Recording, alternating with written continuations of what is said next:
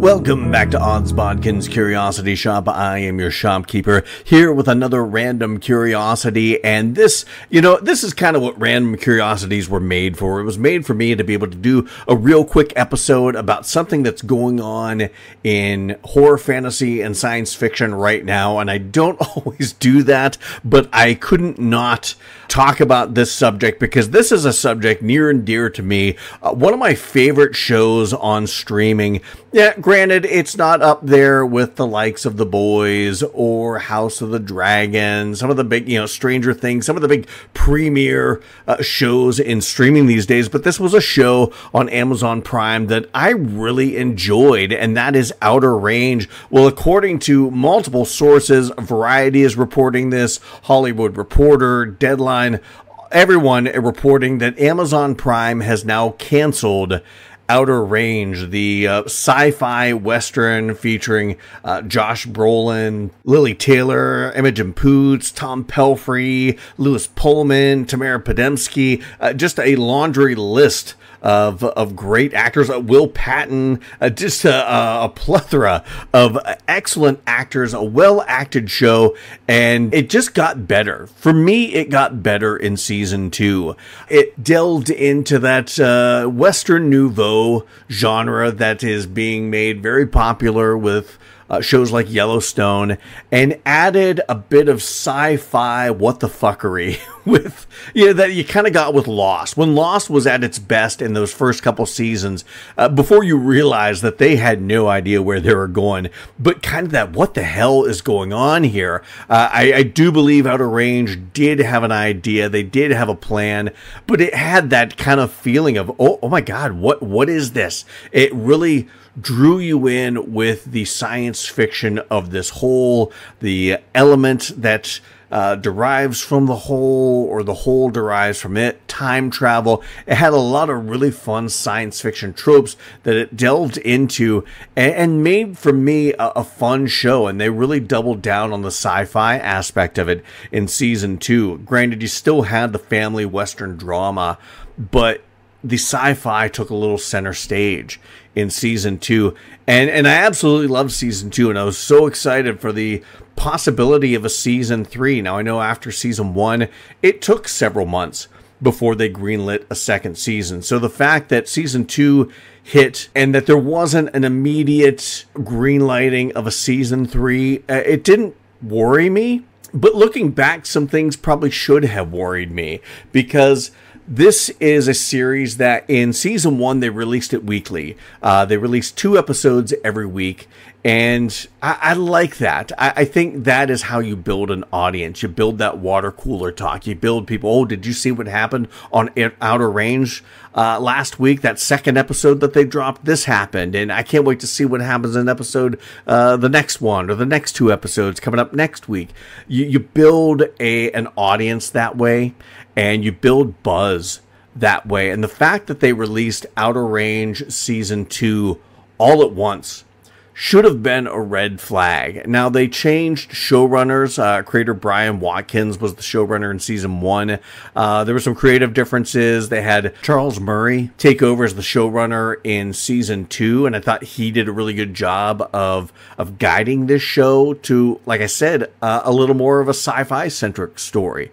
You still have the Western Nouveau family drama, but you got more of that sci-fi, which, as a fan of science fiction, if I want to watch Western family drama, I'll go fucking watch Yellowstone.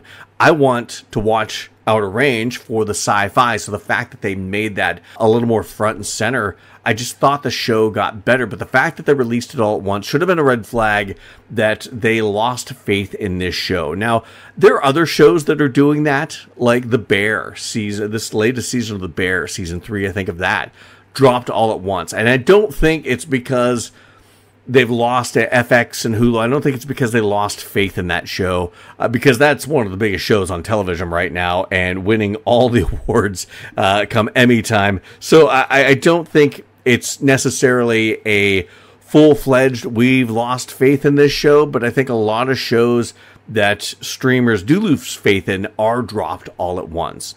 And of course, FX, not necessarily a streamer, so a little bit different, but I think that was a sign that maybe Amazon, MGM, they kind of lost faith in this show and weren't sure about where it was going. And I almost honestly think that the reason they dropped all the episodes at once is because they knew they were going to cancel this show. That's not based on anything other than my pure speculation. So don't take that as gospel. That's just me guessing what was going on. Just given the fact that they waited a couple months to decide whether they're, it's not like they waited 6 months, which I believe it was at least a few months, like 4 to 6 months before they greenlit season 2.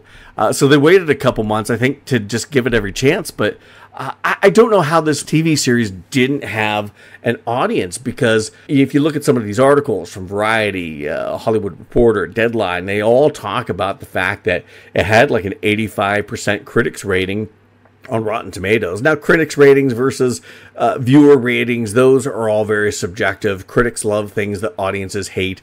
Audiences love things that critics hate. It's a double-edged sword when you're just going by critic ratings. But it was in the Nielsen's, their ratings for streaming originals, it was in the top 10. And I believe it peaked at number 3, according to some of these articles that I read. And so obviously there was a viewership.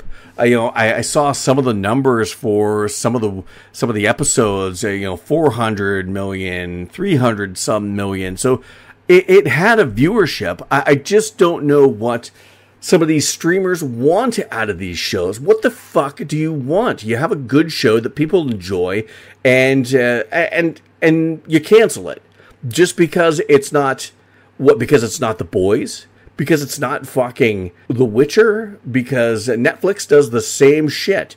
They don't release their audience numbers and then cancel shows just because.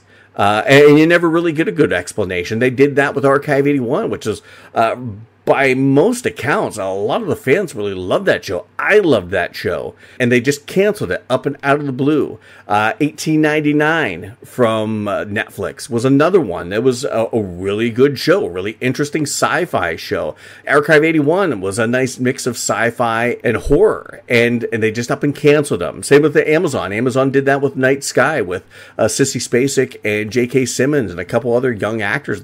It was a really interesting show. Now, I don't know what the viewerships were like for that. I never really heard a lot of buzz, so I can understand maybe that, but this had an audience. People were watching this, whether they loved it or hated it. I think more people loved it. It was generally getting favorable reviews from critics and audiences alike.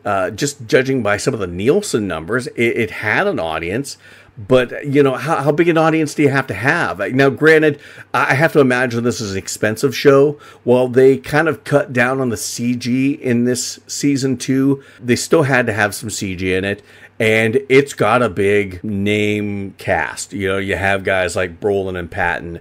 You have Lily Taylor. You have Imogen Poots as a good young actress. Pullman and Pelfrey are actors that are on the rise. And so, I guess you probably have, from a production standpoint, from a cast standpoint, you're probably paying a lot. I don't know as if I've ever seen any numbers of how much it cost per episode, but I have to imagine it's pretty petty. So maybe it became cost prohibitive for Amazon to buy this with a high production value, but I don't know. Like I said, and that's the thing with science fiction streaming shows. They need time. They don't have the glitz and glamour and fluff to appeal to a mass audience right away. Like my wife was talking, comparing it to Bridgerton. Bridgerton is all fluff and style. And it's not to say it doesn't have substance. I've never watched it, but she loves it. It's not to say it has substance, but it has all the trappings of a... this is going to be glittery and sparkly and full of colors, and it's going to attract people's attention. It's going to attract the masses' attention. Science fiction series for streamers and just in general are definitely a more cerebral story. And those sorts of stories take time to attract people. You need that episodic feel. You need that weekly release feel to it, so you can build suspense. You can build a buzz about a show. And because they abandoned that with season 2, they really cut the legs out from under a show like Outer Range. I think a show like Night Sky on Amazon would have built, the mystery of it all, the revelation of that final episode of the origins of humanity and this other world were really interesting, but it was going to take time for people to find it and really grasp a hold of the themes and a lot of the mental gymnastics it takes to wrap your mind around some of these concepts that you get in a lot of sci-fi mystery shows. It makes me really surprised that Three Body Problem did as well as they did for Netflix, because that first season, it took a lot to wrap your mind around that story. The books are a mind fuck to read, and the first season of that, which I regret that I never got a chance to talk about that. It came out, I watched it while I was having my existential crisis as to whether I wanted to do this anymore, and I never really got to talk about it. Maybe my year-end show, I'll do a little more of a review on it or talk about it a little more, because definitely one of my favorite sci-fi things of 2024. And the fact that they, let that season be and then greenlit the next two seasons right away. It was really shocking for Netflix. I don't know what the numbers were that made them pull the trigger on greenlighting two seasons, but I'm glad they did. And I wish, even if things don't get the instant monster numbers that you want, I wish some of these streamers would give some of these sci-fi shows, especially sci-fi, because they always seem to be the victim of this mentality of everything has to be an instant hit right away and will not give the patience to build an audience. I wish they would start doing that and allowing some of these shows to grow and allow the audience to grow with the show. And I think it would have had that without a range. I think there were a lot of people watching this. Like I said, just judging by some of the Nielsen numbers that I was reading. I think it was the Deadline article that reported the week of May 20th, they had about 476 hours of viewing. Week of the 27th, it was 314 million hours of viewing. So you had a lot of people watching this show. It just wasn't enough for Amazon to pull the trigger on a season 3, and I don't fucking understand it. I that's one of the things that it drove me nuts with a lot of sci-fi and horror TV in the 80s with things like Manimal and Automan that I loved as a kid. But to see some of those shows, like one season, not even a full season, and they were canceled, it kind of harkens back to those nightmarish days when I had a show that I loved like Manimal, and it was ripped out from under me after a couple seasons or one. Jesus, I don't even think it made it 2 seasons. It may have been just 1 season. But this, even a better show than that. And the fact that the Amazon just fucking, it really pisses me off. I thought it was going to be a lot more rage-filled talking about this, and I thought it was going to drop a lot more F-bombs and maybe some other words that are socially not acceptable. But in regards to Amazon Prime and what they did to this series, because I do believe they cut the legs out from under it, dropping it all at once, and I don't believe they had faith in this show from the beginning. And I think it's a real shame, because you had a really solid show. Listening to some interviews with Josh Brolin after the second season dropped and how they had ideas for where they were going to go in a third season. Now, who knows? Maybe some other streamer might pick this up. My wife and I talked about this. I don't think it is a probability, but it is a possibility. It's happened before. You've had shows that were canceled and were picked up by other networks or other streamers and continued with some success. You have that happen from time to time, but that's the exception and not the rule, because you have a lot of really good shows. Like the Dark Crystal Age of Resistance was a really good show, and a lot of fans fucking loved that. And Netflix canceled it for no damn reason. I'm sure they had their reasons. Whether they're justified or not, that's another thing. But I thought, oh, they're definitely going to shop this around and find another place to stream this somewhere else, and they never did. So, we're left with that really good season and nothing more. And it's a shame to see shows like that, and now shows like Outer Range just kind of go the way of the dodo and not get the rightful conclusions that they really deserved, because this was a lot better show than to be just canceled after 2 seasons. I really wanted to see where this story was going. It was a mystery that you learned a little more. It's like peeling back the layers of an onion. You learned a little more with each season, and I really wanted to see where this was going, and it's a shame that Amazon Prime just fucked us. any of us who are fans of Outer Range, they just fucked us. So I'm not going to be like, oh, I'm going to cancel my subscription to Amazon Prime. I'm not, because they have a ton of other shows I love. But fuck you, Amazon. Fuck you, Prime Video, because I really love that show and you just fucked me. As much as I like that, not this way. So I want to thank everyone for listening to my thoughts on this random curiosity about the loss of a really good TV series. Like I said, not the best, not the cream of the crop, but it was a really good TV series, a streaming series on Amazon Prime in Outer Range. Wonderful cast. Josh Brolin and the gang really did a fantastic job with this. And like I said, it got better from season 1 to season 2, and I was looking forward to seeing where things would go in season 3 and maybe beyond, but we'll never know.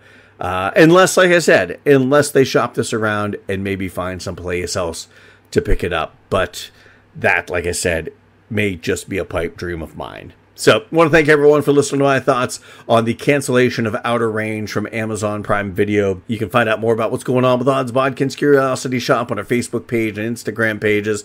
I'll probably be ranting about this. I don't want to, this isn't a rage channel, so I'm not going to bitch about it all the time, although I may bring it up from time to time, but this isn't going to be that sort of thing. But as the story gets out, we'll definitely be talking about it on our social media pages.